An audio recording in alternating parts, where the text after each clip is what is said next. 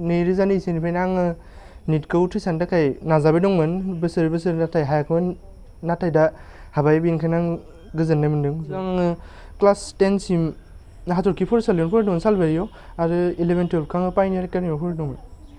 मुस्रि शुभम बर' आङो 2019आव आंनि मेट्रिक आनजादखौ उथ्रिनो हादोंमोन आरो 2021आवनो आङो आंनि जिनैथि आनजादखौ उथ्रिसारदोंमोन। बे 2021निफ्रायनो आङो निटखौ उथ्रिसारनो थाखाय नाजाबाय दंमोन बोसोर नाथाय हायाखैमोन नाथाय दा हाबाय बेनिखायनो आं गोजोननाय मोन्दों। 2021निफ्रायनो बोसोरै जुजिनानै दा 3थि बोसोर जाबायमोन।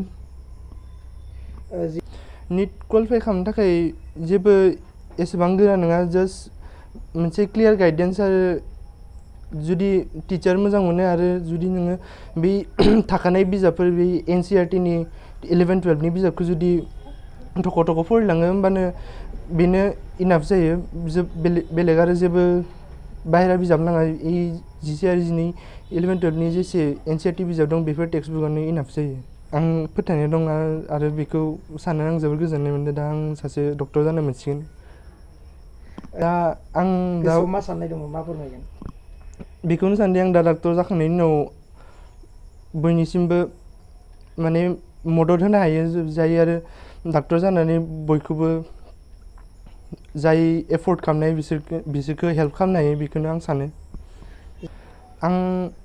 आंनि जोथोनगिरि आइ आफा आरो जेसेबां आंखौ जायफोर मदद होबोदों आं बिसोरनिसिम साबायखर बावनाय थाबाय आरो आंनि फोरोंगिरिफोर जायमोना जेब्लायबो आंखौ मदद होबाय थादों आरो आंखौ जेब्लायबो होबाय थादों, माब्लाबाबो गोसो दुखु जाना थानो होआखै। बेनिखायनो आं बयनिसिमबो साबायखर बावनाय थाबाय। आङो सानफ्रोमबो फुङाव 5 बाजियाव सिखारनानै सानफ्रोमबो फरायोमोन आरो जोंनि क्लासआ 8:30निफ्राय जागायोमोन। बेनिखायनो 5 बाजिनिफ्राय आङो 8 बाजिसिम फरायोमोन आरो फैनानै क्लासआ जोंना 6:30 मालाबा 7 बाजिसिमबो जायोमोन।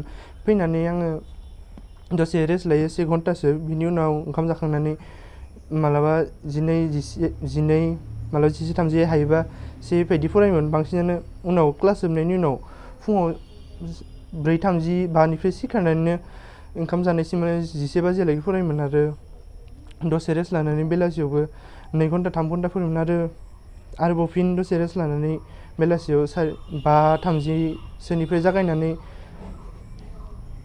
9:30सिम थायोमोन आरो दसे रेस्ट लानानै आरोबाव फिन 1:30, 2 बेबायदिसिम फरायोमोन।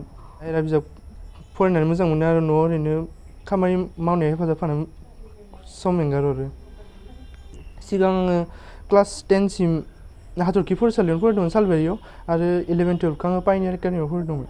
आंहा फोथायनाय दं आरो आङो बेखौ सुफुंनो थाखाय नाजाथाबगोन। आं बिफा हिसाबै बेखौनो फोरमायगोन जे जोंहा खुदियाफ्रा जिउआव मोनसे सिमां थानांगौ।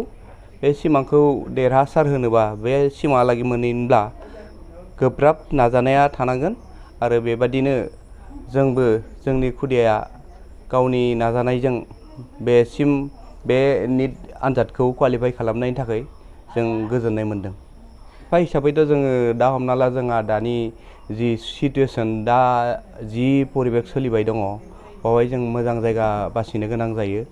मोनसे फोरोंनो थाखाय बा सोलोंनो थाखाय मोजां जायगा बासिनो गोनां जायो। बेनिखायनो जोङो दाथ' गुवाहाटि बायदिया मोजां जायगा, थेवबो जोङो बावहाय जों किसुमान खायसे माबाखौ नुनानै बावहाय PGफोराव थानो गोनां जायो। हस्टेलनि बेबस्था गैया। बेनि थाखायनो जोङो बे कनसेप्टखौ लानानैनो जोङो जेरावनोखि हस्टेल मोनगोन, हस्टेलाव थायोबा वार्डेन मोनगोन, मोजाङै सालायजागोन, बेफोरबादि साननानै जोङो खुदियाखौ डिब्रुगड़आव केरियार पइन्ट होननाय मोनसे कचिं सेन्टाराव लांदों। बावहाय जों जोबोद गोजोनदों बे सेन्टारनि बिथांमोननि नाजानायखौ। दा जायखिजाया दाथ' निट क्वालिफाइड जादों, बेनि उनाव बेहा फरायनो गोनां दंबावो। MBBS पास जानांगोन। MBBS पास जानायनि उनाव गावहा खुदियाबो मोनसे नोजोर फैगोन PG खालामनो गोनांबा।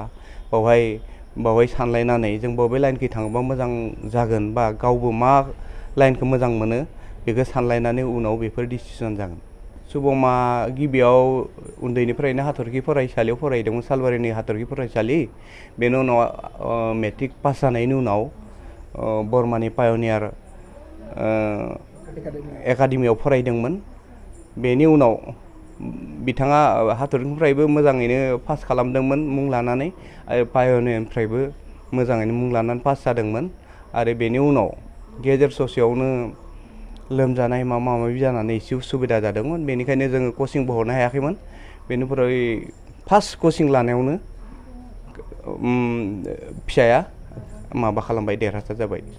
बेखौ जों गोजोननाय मोन्दों आरो। नोंथांनि फिसालाया जिहेतु निट क्वालिफाइड खालामनो हाबाय, आं खावलायनाय बेखौनो खावलायगोन, दिनै सुबमाथ' बर' मिडियामाव फरायनाय, बेनिफ्राय बियो उन्दैनिफ्राय बर' मिडियामाव फरायनाय आरो उनाव फैनानै मेट्रिक पास जानायनि उनाव जेनेबा इंलिस मिडियाम फरायनो गोनां जाबाय।